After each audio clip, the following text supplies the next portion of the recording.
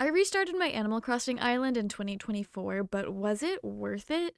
It always feels like a much bigger deal than it is to restart specifically Animal Crossing because you have all these relationships that you've built up with the characters, whereas like with the Minecraft world, it's not quite the same.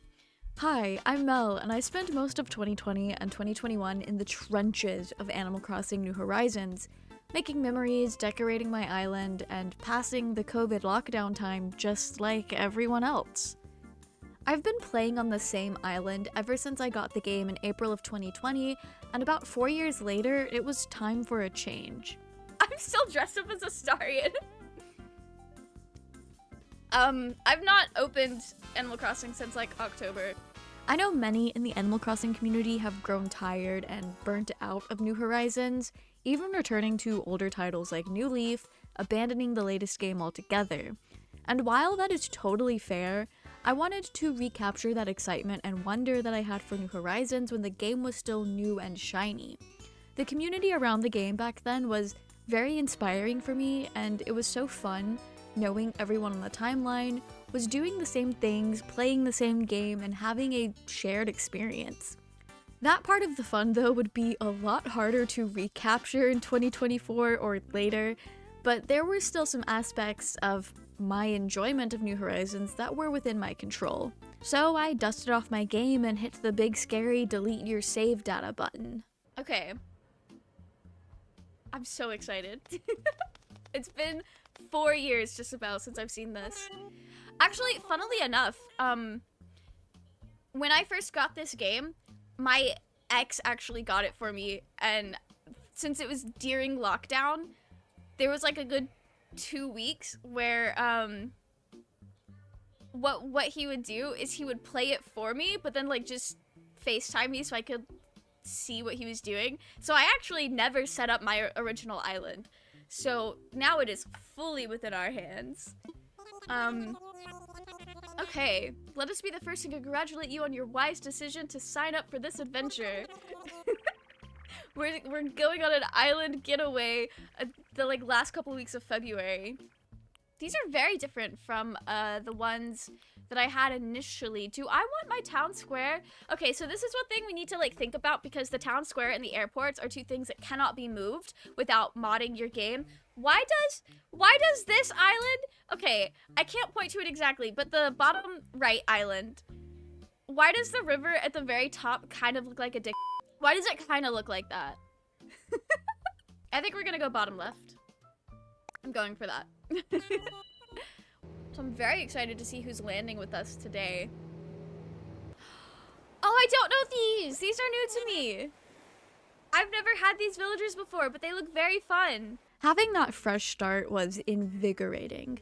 I felt the spark of my Animal Crossing fever reignite, and it felt like 2018 again, where I was playing New Leaf for the first time, working mostly on my own but finding a community in the small corners of the internet. Unlike when New Horizons first came out and I could easily trade with people online and make an ungodly amount of bells selling the Sanrio posters on Twitter, I actually had to work for things. Crazy, right?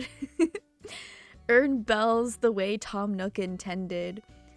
Having a reason to fish and catch bugs makes it fun though. I really love fishing and diving for creatures and running around and catching bugs. It's honestly the main gameplay element outside of decorating, so it's a good thing I enjoy it so much. But after a certain point, these fun activities become pointless and a little bit hollow. Why am I spending an hour fishing if I don't need the bells and already have a full museum? Sure, I could collect the figures from Flick and CJ, but then what?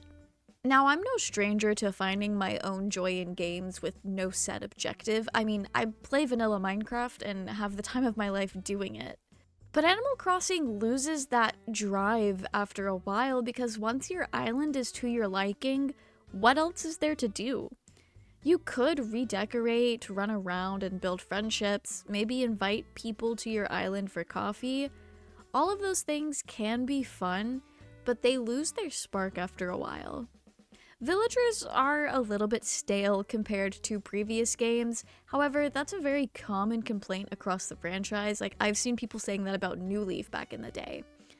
And you can only redecorate the same island so many ways before you need to flatten or just restart.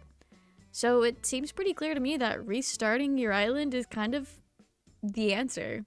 This is so nice. It's been a long time since I've heard. So the music, the hourly music changes when you unlock the official town hall. It's been a long time since I've heard this version of everything.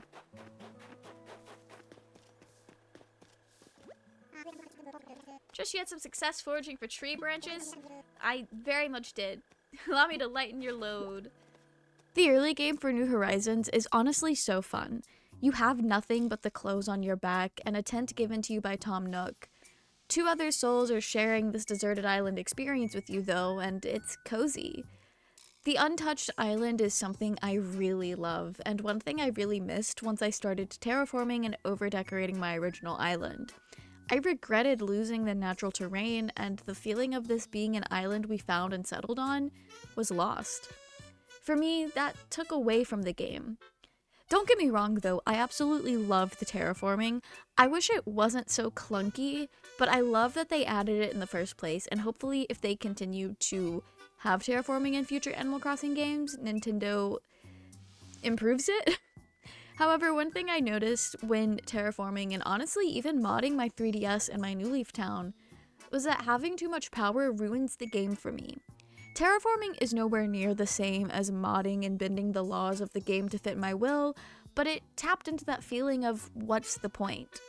What's the point of moving to a deserted island if I strip away the things that made the island what it is? This is mostly about flattening an island to build it up from scratch and not casual terraforming specific areas. I do want that to be clear. This is extreme terraforming that I'm talking about. But that is one good thing about restarting my island. I now know what I didn't like about playing Animal Crossing before. I know what things that I did that ruined the fun for me, and I know what I regretted doing. So I have a better idea now of how I would like to play and avoid the headache in the future. Aside from the natural feel to the island though, the early game has so many built-in goals and tasks that give me a purpose, a reason to open the game every day, and it really feels like I'm working with the community to build something special. Not just an overlord bending the island and its residents to my will. But don't get me wrong, I do love having the power to pick where every house and building is and then move them.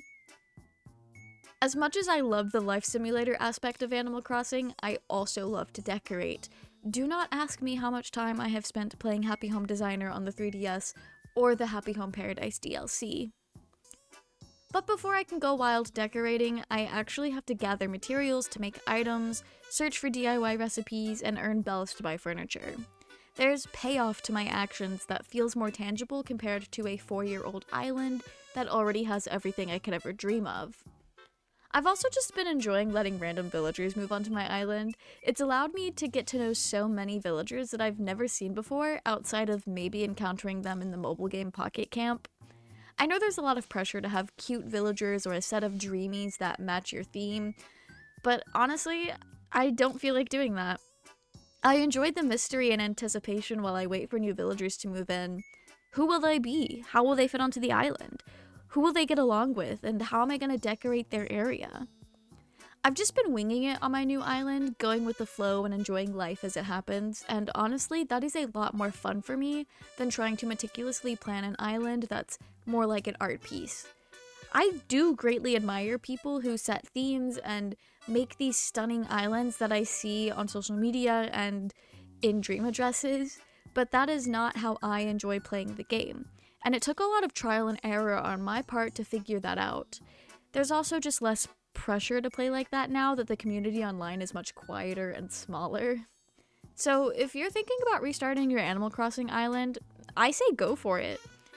It was totally worth it to reset my island 4 years after the game, and it's probably going to continue to be worth it to restart my island every time I get bored with the island I've created.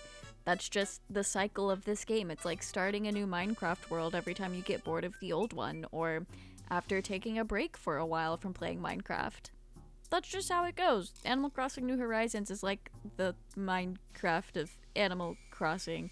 Yeah, that's the ending of this video. That's the statement I'm coming to. It's always worth it to reset your island.